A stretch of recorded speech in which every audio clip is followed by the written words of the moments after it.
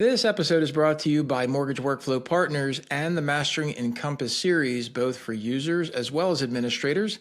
You can find out all the information about it over at masterengencompass.com. Also, if you'd like to check out what we're doing on YouTube, go ahead and subscribe to the channel using the @MasteringEncompass handle. And make sure you stay up to date on all the information, not just with podcasts, but also video content that we bring to you as often as possible. Now let's get on to the episode. Hey everybody, Larry Bailey here, Mortgage Workflow Partners. We are live in the community today for another Mastering Encompass live event. Today is all about post-closure best practices, post-close like a master in Encompass. Because let's face it, if our post-closing team doesn't deliver that file, we ain't getting paid, and that's a bad thing. So shout out to all our post-closures out there as everybody's rolling in. Today is November 30th at 1 p.m. We meet every Thursday. As much as possible, as long as it's not a holiday or something. We meet every Thursday at 1 p.m. Eastern as a community to talk about all things important in the community. Try to have a topic. As a PSA here, just as a reminder, we've only got, I think it's 2 more weeks of scheduled meetings, and we're going to break for holidays. And then next year, we're going to start with Journey to the Web.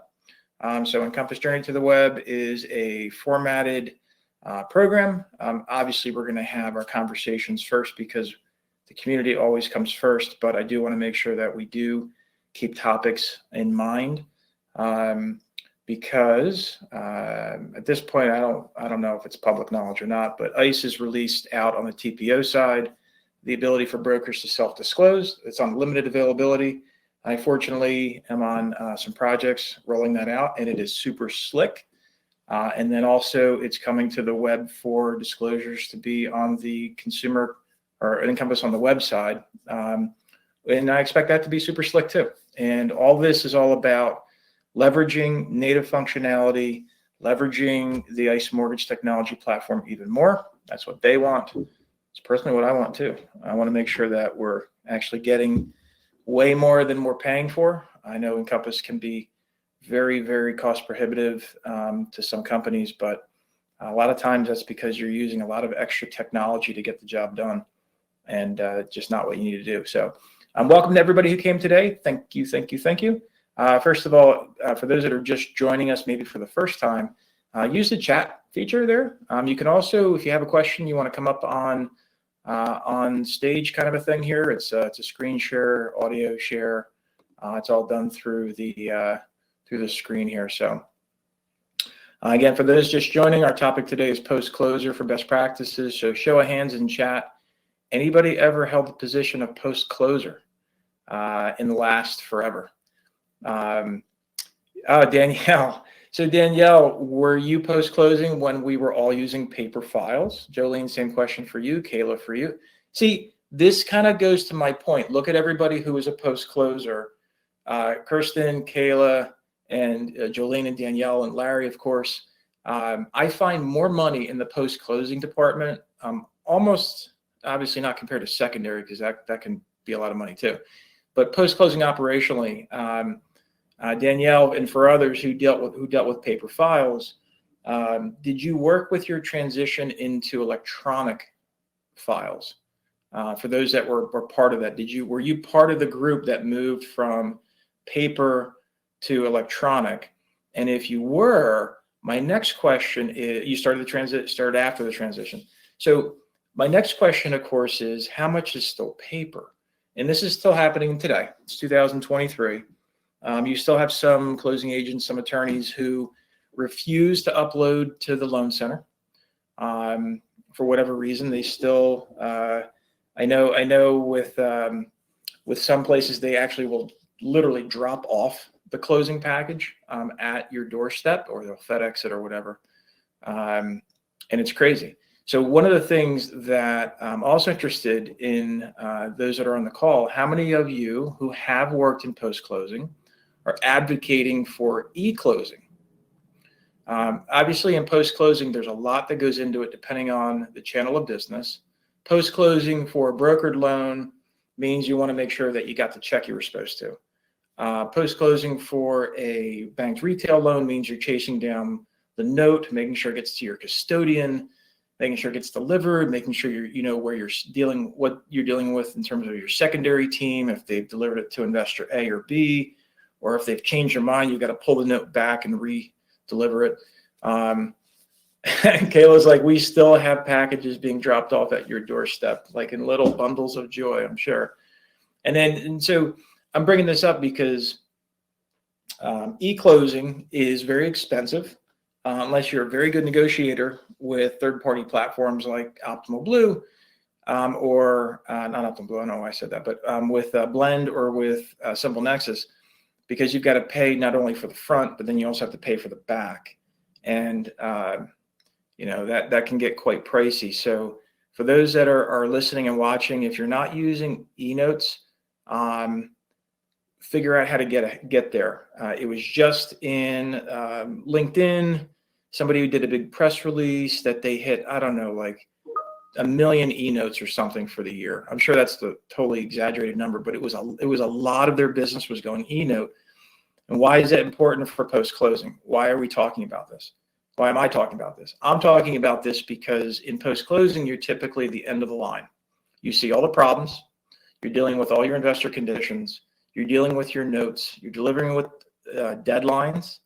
You're getting yelled at possibly by teams because they're losing money every day you don't get the loan purchased. It can be a very rewarding position. It can be a very challenging one. And so what I wanted to spend on time today is really talk through a lot of this stuff to see what everybody's doing, and then also give you some ideas about how to manage it better.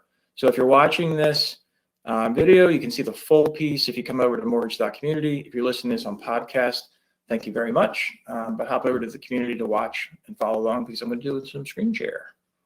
So here we go. Going back to a poll here. I wish I had the ability to do polls, but how many folks are doing some type of hybrid or full e-close? Is anybody doing hybrid or full e-close? I'm curious to see what's going on. Chris is doing hybrid. Thank you, Chris. Chris, biggest challenges to moving to hybrid?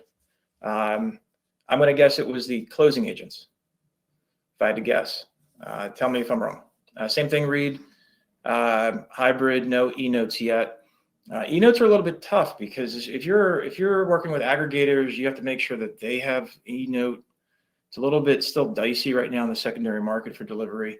If you're not delivering directly into an MBS or something like mortgage-backed security or something like that.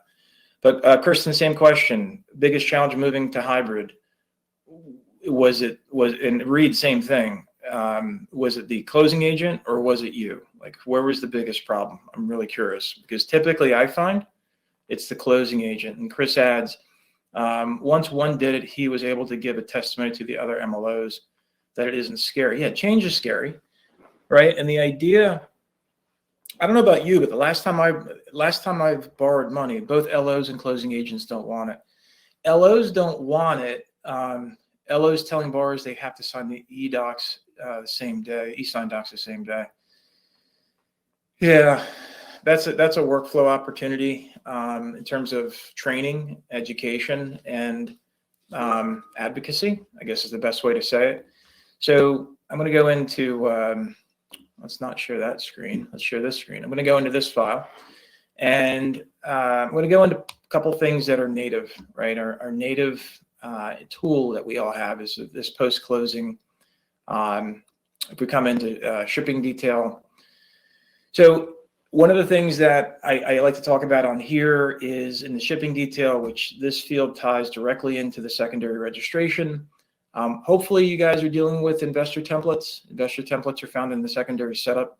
If you're not using investor templates, why not?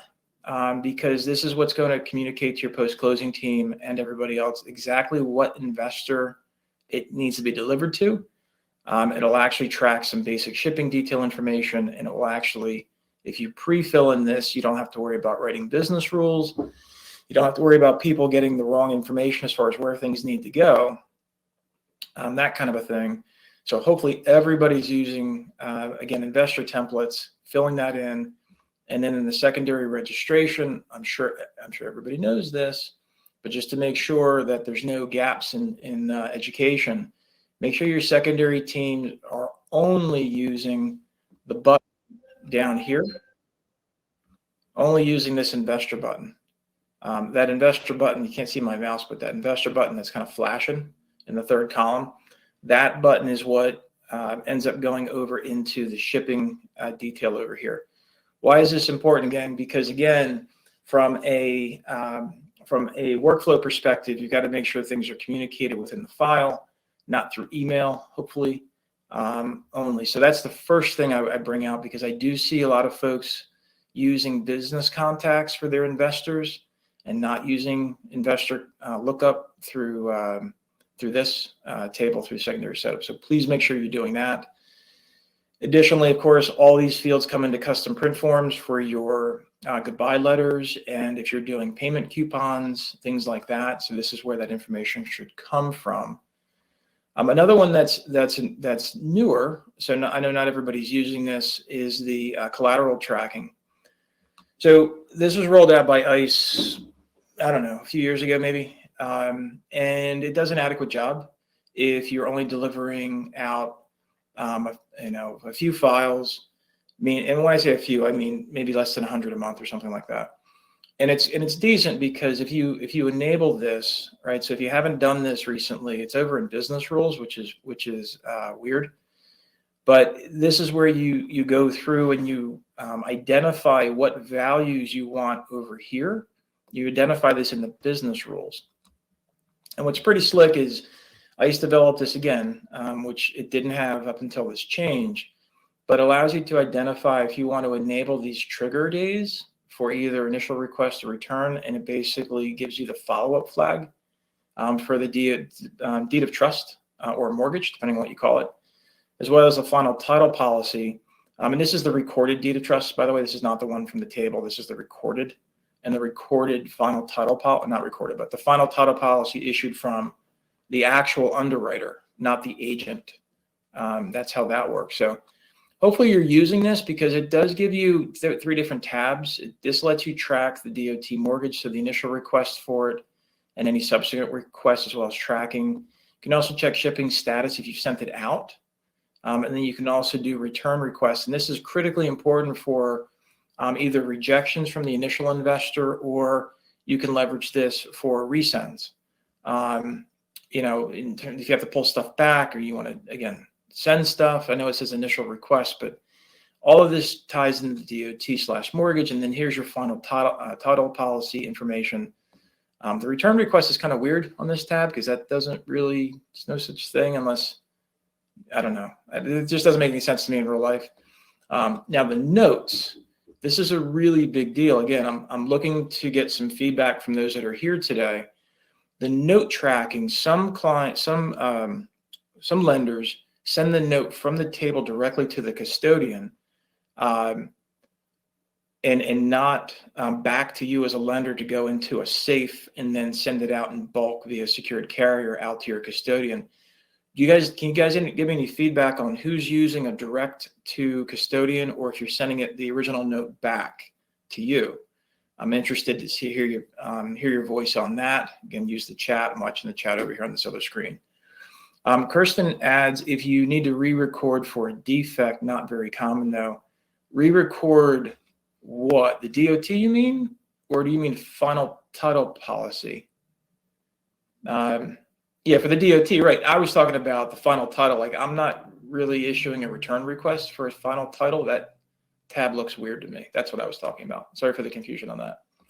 But the notes, here's why I say this. I've actually seen companies use 2 notes at the table, not recently, but two notes at the table to keep an original just in case one gets lost.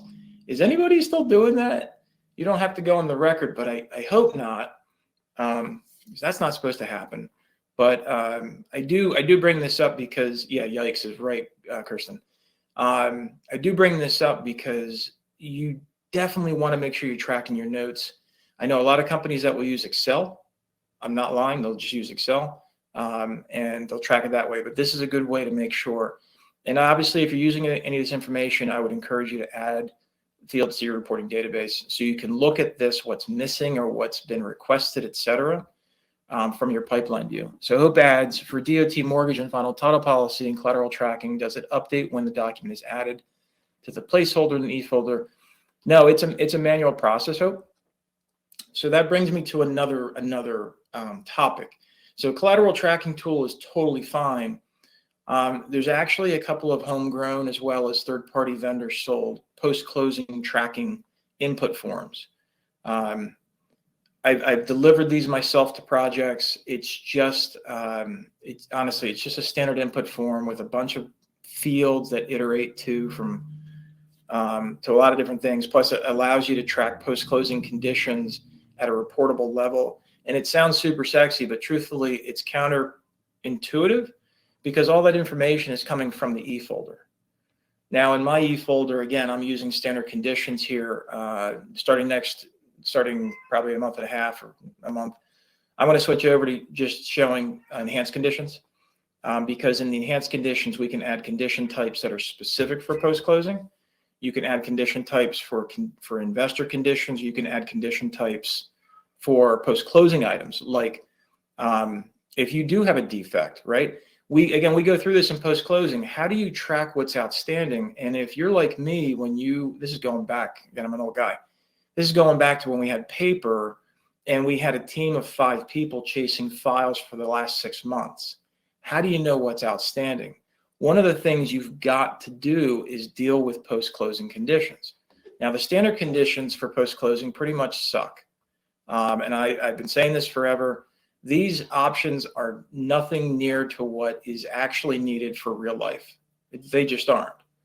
The good news is you can change and customize all of these within the enhanced conditions to be whatever you want.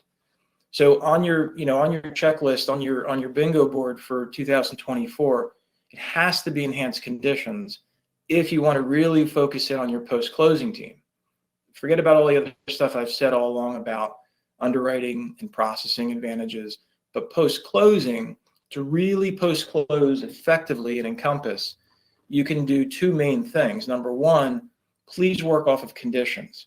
For those that are dealing with post-closing, if you're constantly going out to websites and scraping websites for their conditions, or maybe you're copying and pasting into Encompass, we actually can set that up through technology to where you literally can have a plugin go fetch the conditions for that loan, scrape them and push them back into Encompass. Yes, that's real. And yes, we've done that.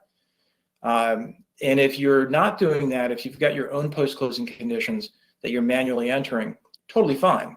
But you need to really use the condition tab. The input form that was created that I mentioned 3 minutes ago, that thing was created, I'm not exaggerating, that thing was created nearly 7 years ago. And it was great 7 years ago. It's not going to be great 7 years from now, not even 1 year from now.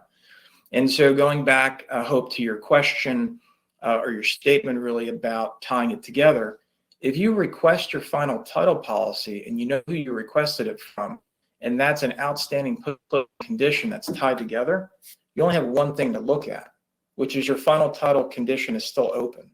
And guess what else? If you're using for workflow tasks, or you're using the workflow tasks here in the Encompass desktop, we can still automatically create that task. So now you're not even worrying about a condition or a document, Hope. You're worrying about an open task. And from a post-closing perspective, this is like, to me, this is the brass ring. Because if I can walk in to my job where it's a task-based job, post-closing is task-based all day long. How many files do I have to ship? How many files do I have to go find out where my note is and get it delivered? How many files have been locked today with an investor that have a lock expiring? All these things are tasks for my day. And if you really want to hone in on your post-closing department, you've got to convert to task-based workflows. You've got to convert over to workflow tasks. You're going to see a far better experience, my perspective, in leveraging Encompass on the web, because not only does it give you the document that you've received, so like the recorded book and page, or the recorded other APN number, somebody keep me honest, the number you get back from certain counties in the state that it's been recorded. Again, I'm from Jersey, so it's always book and page. But whatever that is, you've got to enter that into Encompass so you know when you received it. Well, versus going into multiple input forms and e-folders and everything with using web-based Encompass on the web with workflow tasks, it's there in front of you.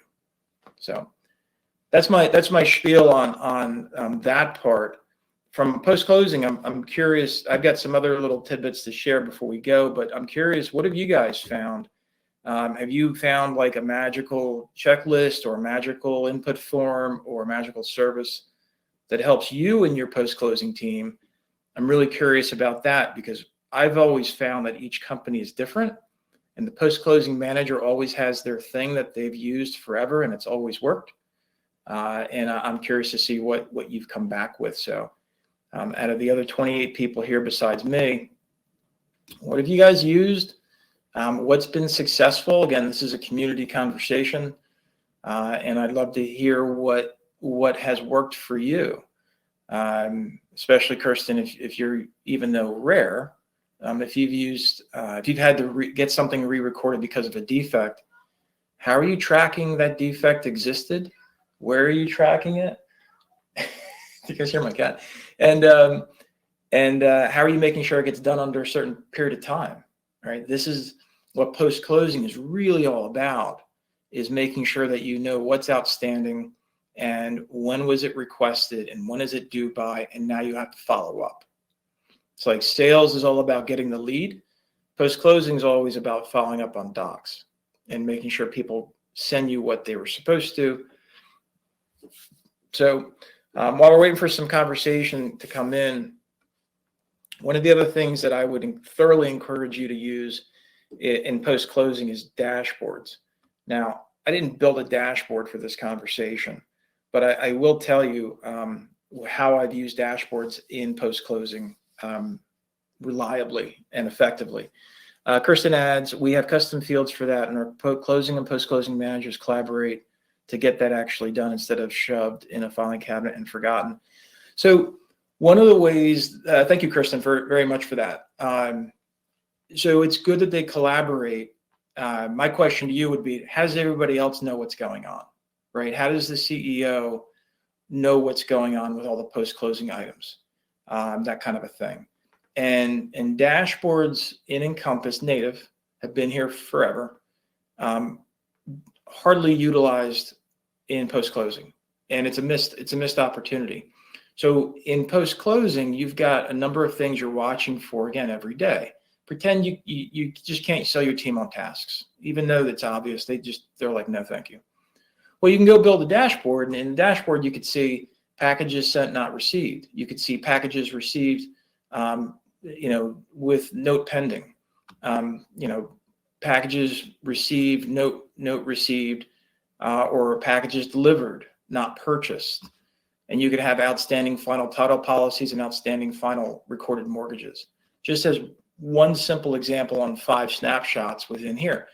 And how does this help you? Well, it helps you because instead of staring at something else or a spreadsheet, I'm not quite sure, Kirsten, how your closing and post-closing managers collaborate, but it needs to be something transparent and it needs to be something visible.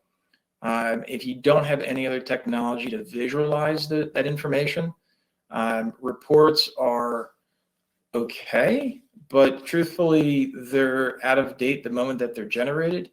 At least in the dashboards, I can right mouse click and refresh all, and I can get updated information on a click. Hey, and Kirsten just rolled out a post-closing dashboard.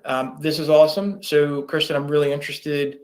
What are the snapshots that you added to your dashboard? If you don't mind sharing that with everyone. And I don't know if you're in a spot where you can talk or if you want to talk, but I'd love to ask you more directly about the choices you made about using post-closing dashboard, and then you just rolled it out, so you're not going to be able to give me much feedback. But do you mind talking through it instead of typing? I don't know if you have that ability or not. Let's see what Kirsten says. Let's all give her. Oh, cool. All right, so we're going to go in there. Kirsten, we're going to get you up as a speaker. All right, so you're invited, Kirsten. You should see a pop-up somewhere.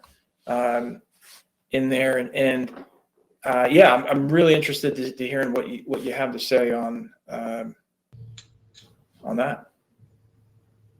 You there, Kristen? Yes. Can you hear me? You're good. Thanks for joining. All right. Appreciate it. Cool. All right. So what we have so far is more tasks for our post closers. I'm using dashboards right now as like a precursor to tasks because that's on the docket for late next year. Nice. Just getting everybody used to kind of looking at things more globally rather than just pipeline by pipeline. So we have their shipping listed. We're in a primarily lending in escrow state, so we have post-close CDs that are due out. So we have I didn't think about that. Yep. A list of files that are shipped and not purchased, and they can see the suspense items on the dashboard. Did you do it by condition? How are they seeing the suspense items? We have a custom field where they copy paste all the suspense conditions there, so they can hover over that field and it shows, and then they can read it without opening the file. Gotcha. So you did a big text field they can paste into for the open conditions. Yeah. Mm-hmm. Gotcha. All right, that's fair. Let's see. We've got collateral expected and due to ship, so they can track down any missing notes since we do all paper notes right now. Their MERS transfers, their government insuring, and then they have some snapshots as well because they help order EOI before the loans are closed. So so do you have one dashboard with all those snapshots or multiple? Yep, we have one dashboard with 9 snapshots. I was going to ask you put 9 on there, huh? Yeah, they like it because they don't have to switch dashboards. I love it. And what, they just do the zoom out when they go in there? They pick the one and they just zoom out to it? Yep. That's awesome. And how big are your monitors, would you say, on average? Are they large or are they like 20? They're pretty large. Mm-hmm. Okay. You just kind of have to train your eyes to looking at that many snapshots at once. It's a bear, right? To look at 9. I don't even think I have 9 built. Yeah, I mean, look, I could do it real quick for those that have never seen this kind of a thing, if this even works. So what's been, you said, getting used to people getting used to the new way. What do you expect your hardest parts going to be, between this time and this time next year? What do you think your hardest challenge is going to be? Just getting people to kind of shift to, because we'll be shifting to, we're still using the old e-folder. So we need to shift to that first and then shift to enhanced conditions and just kind of getting everybody on board with the whole process of making things a little more streamlined. So when you say the e-folder, do you mean the doc viewer? Yeah. So does your post-closing team use a lot of edit the doc after in preview, or are they away from that still? Yeah, no, they're away from that. Okay, cool. All right, well, that's great. Well, it sounds like you've got your year already lined up. Yep, that's the plan. But first, we're going to sort out our loan programs. So we have one project each quarter, and then hopefully we'll be ready. I love it. Just curious, what are you using for project management? We're using Teams. Teams, all right. I have a change management channel, and I set up a tab for everything that we're going to release. And I assign tasks to all the different managers, and they sign them off and add their names. Some better than others, of course. So you're using Planner, right? Each of those tabs, you put Planner in there. Yeah. Yeah. All right. Phenomenal. Wow. Look at us using technology to improve our companies, right? I know. Amazing. It's amazing. Does anybody have any questions for Kirsten before we run out of time for today? Because this has been I don't know if I've actually met anybody using 9, but then again, I'm used to companies working off like 24-inch monitors, that kind of a thing. So this becomes unrealistic. Right. I just rolled them out for the processors and they love it. They can look for files that need NOI notices and files that are about to expire and all kinds of things. They love just looking at that at a glance and then working their files in the pipeline. Oh my gosh. It is surreal that people are starting to more and more people are starting to understand dashboards and actually in Encompass, because these things have been here since day one. And they've, even though the technology hasn't changed, the implementation of them has really grown. So kudos. Yeah. Kudos. And you have company too. Jolene has 9. Beth has used 9. Chris uses 9. Wow. Look at me being behind the times. As long as you get used to it, then you like it. You don't know how you did it before. So, hey, so let me ask you this then real quick. Last question, promise. So the I was just gonna say pipeline view, the dashboard views that you manage, do you let them do they have to come to you for modification, or do you let anybody do anything? They have to come to me for modification because especially for the processing team, because they each have their own dashboard and they cover each other's desks. So they all need to be the same. So they all know how to read them immediately. Yeah, gotcha. All right. So looks like maybe Candace is asking a question here. We're bumping up at the end. So final questions for me or post-closing or Kirsten. Oh, looks like she was sending a private chat somewhere else because Candace doesn't want to talk to us. All right, that's fine. Wendy says, realizing my team is so far behind all of you, so glad I found you all. I've got some work to do. Wendy, trust me, it's we're all behind each other somehow, some way. Everybody's a leader somewhere, so don't feel like you're behind anything. That's the whole point of the community. So I really appreciate you joining. Kirsten, thank you so much for coming on and voicing what you're doing, especially explaining that it is possible to start using dashboards and a lot of the customizations we talked about today. I am absolutely interested in learning to see who goes to using tasks and Kirsten, your point is your team and let's use dashboards first and then we'll start thinking about tasks. Yeah, it's kind of a middle ground. Yeah, I like it. I'll think about that too. Well, listen, you guys are committed to coming here for 30 minutes, and that's what we're going to do today. So that's it for post-closing best practices. I hope you learned something new today, and please continue the conversation in the community. And Kirsten, thanks again. Appreciate it. Thank you, everybody Larry. else. Yeah, you got it. Thanks, everybody. Have a wonderful weekend. Candace, it'll be on replay. We'll get the replay up here shortly. You can listen to it again. All right, guys. Have a great rest of your day. Thank you very much. See you now. Bye-bye.